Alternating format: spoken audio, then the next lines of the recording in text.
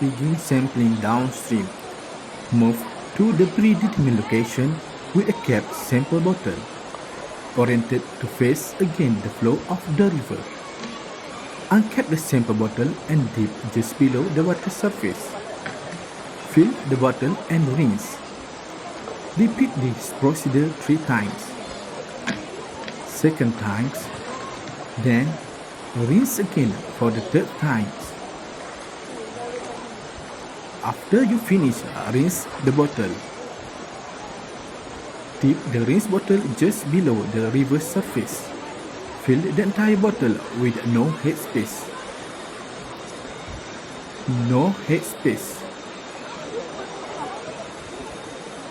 Close the bottle.